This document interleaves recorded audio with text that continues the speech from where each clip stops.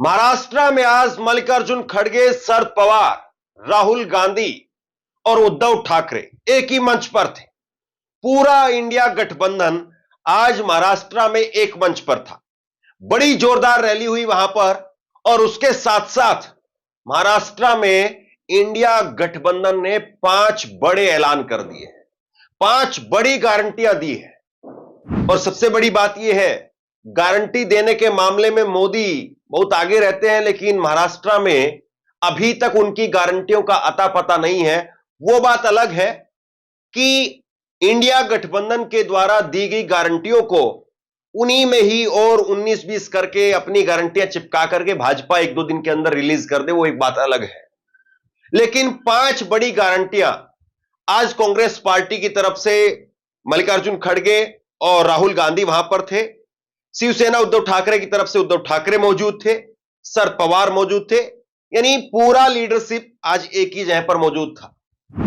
और ये तस्वीर देखिए आप, और इसमें यह नारा दिया गया है कि महाविकास आघाड़ी की गारंटी और महायुति की जुमले। तो इस तरह से जो है वो मंच पर कहा जा रहा था जब ये गारंटियां लॉन्च की जा रही थी। और 5 बड़ी गारंटियां कौन कौन सी है वो भी जरा देख लीजिए। तो 5 बड़ी गारंटियां ये दी गई हैं, जिसमें महिलाओं पर सबसे ज्यादा जोर है, महालक्ष्मी के नाम से।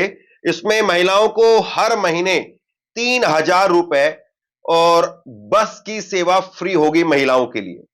दूसरा गारंटी है जातिगत जनगणना, वो की जाएगी और उसके साथ साथ 50% आरक्षण की सीमा को हटाया जाएगा। फिर कुटुंब रक्षण की तीसरी गारंटी है, जिसमें 25 लाख रुपए तक का स्वास्थ्य बीमा मुफ्त रहेगा और सारी दवाइयां भी उसमें मुफ्त होगी। किसानों के लिए 3 लाख रुपए तक का कर्ज माफ किया जाएगा और नियमित ऋण भुगतान के लिए 50,000 रुपए का प्रोत्साहन दिया जाएगा। और बेरोजगारों को हर महीने 4,000 रुपए की मदद यहां पर इंडिया गठबंधन देने जा रहा है।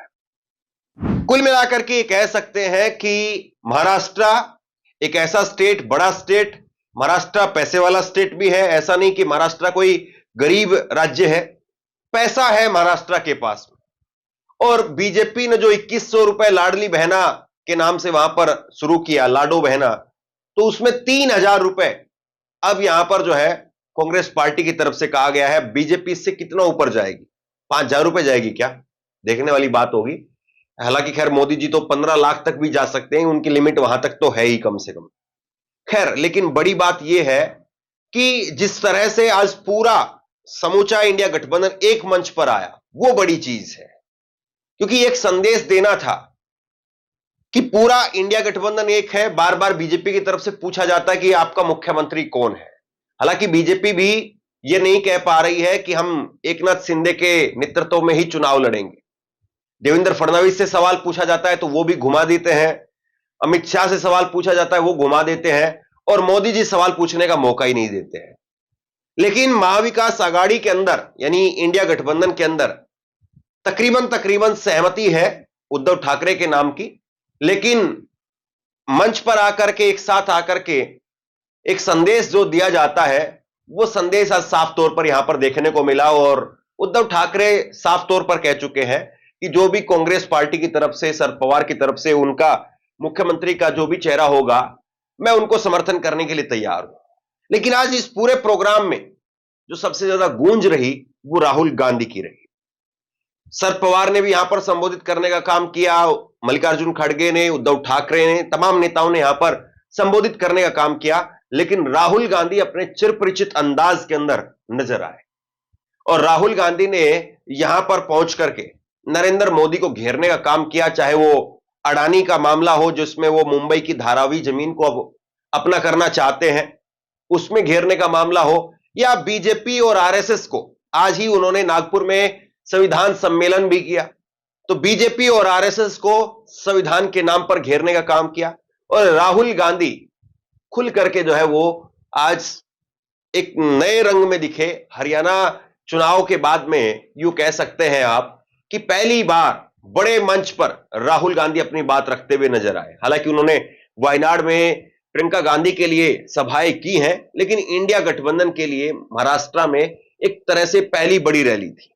राहुल गांधी ने आज कहा कि मोदी सरकार, सीबीआई, ईडी इन पर दबाव डालती है और मोदी सरकार अगर सीबीआई, ईडी के जरिए आपकी सरकार को नहीं हड़पती तो यहां पर आपकी ही सरकार थी, यानी महाविकास आघाड़ी की, उद्धव ठाकरे की सरकार थी। इलेक्शन कमीशन पर दबाव डालते हैं, CBI, ED, income tax department का इस्तेमाल कर कर सरकार गिराते हैं। आप याद रखिए कि पिछली महाराष्ट्र की सरकार,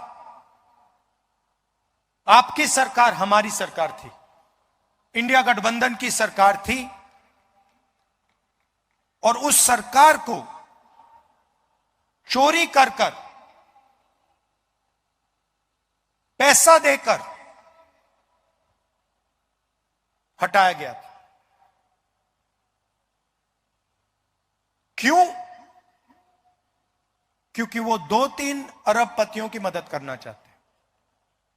और इसके बाद में राहुल गांधी ने नरेंद्र मोदी और उनके दोस्त अडानी को निशाने पर ले लिया।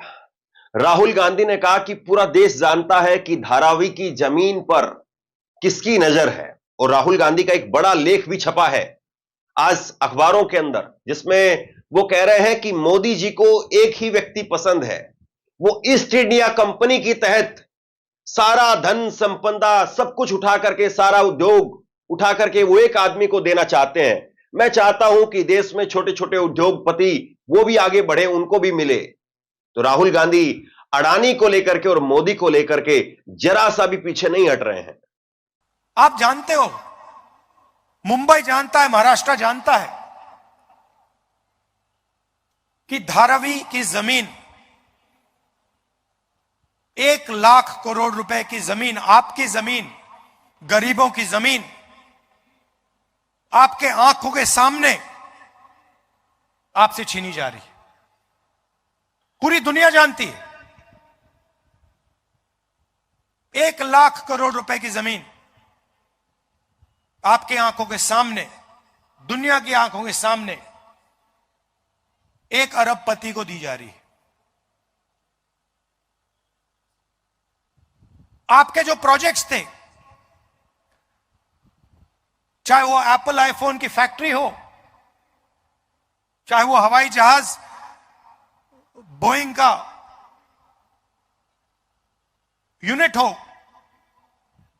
आपसे छीनकर दूसरे प्रदेशों में चले जा रहे हैं।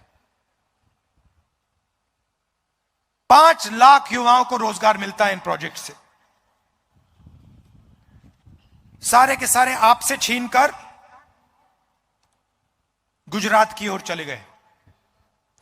Semiconductor plant, iPhone manufacturing plant, GAIL petrochemical project, Tata Airbus project, ये सारे के सारे जो आपके थे, जिससे आपके युवाओं को फायदा मिलना चाहिए था, रोजगार मिलना चाहिए था, ये एक के बाद एक आपसे छीन लिए गए। आपकी जमीन छीनी जा रही है। 1 लाख करोड़ रुपए की जमीन छीनी जा रही है। आपके प्रोजेक्ट्स छीने जा रहे हैं। यह है बीजेपी की सरकार। सबसे बड़ा सवाल यह है कि क्या वाकई महाराष्ट्र के चुनाव में बीजेपी यही सरकार बनाने में कामयाब रहेगी? क्योंकि नरेंद्र मोदी की लगातार उस महाराष्ट्र के ऊपर नजर है, और महाराष्ट्र में जिस तरीके से झटका खाया है लोकसभा चुनाव के अंदर, तो बहुत कोशिशें अपनी तरफ से बीजेपी ने वहां पर की है। पैसा खूब, खजाने का दरवाजा जो है खूब खोला गया, लेकिन उस पर लोग कितना यकीन करेंगे, कितना नहीं करेंगे, यह अपने आप में एक सवाल अभी भी बना हुआ है। और राहुल गांधी ऐसे में कह रहे हैं कि मामला सरकार का नहीं है, मामला विचारधारा का है। विचारधारा एक तरफ जो है वो प्रेम की है, भाईचारे की है, मोहब्बत की है, और दूसरी तरफ बांटने वाली, नफरत वाली और आरएसएस की विचारधारा है। लड़ाई विचारधारा की लड़ाई है। एक तरफ बीजेपी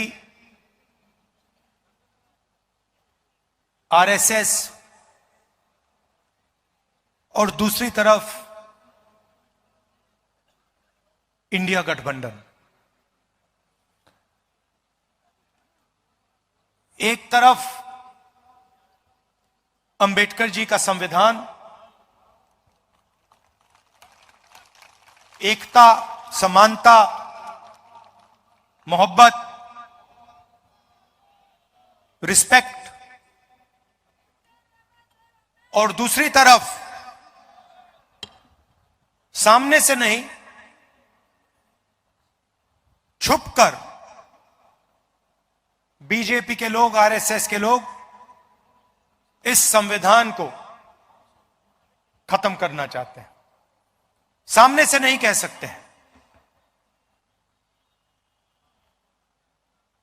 सामने से कहेंगे तो नतीजा उनको मालूम है, पूरा का पूरा देश उनके सामने खड़ा हो जाएगा। इसलिए वो सामने से नहीं कहते हैं, छुपकर संविधान को कमजोर करते हैं। महाराष्ट्र चुनाव को लेकर के इसमें कोई शक नहीं है, चाहे इंडिया गठबंधन हो और चाहे एनडीए का खेमा हो, दोनों ही खेमों में जबरदस्त खींचतान इस वक्त में चल रही है सत्ता के लिए, कुर्सी के लिए। इसमें कोई शक नहीं है। और सबसे बड़ी बात यह है, महाराष्ट्र की कुर्सी जिसके पास में, समझ लीजिए कि देश में इसके बाद में तय होगा कि तस्वीर क्या बनेगी।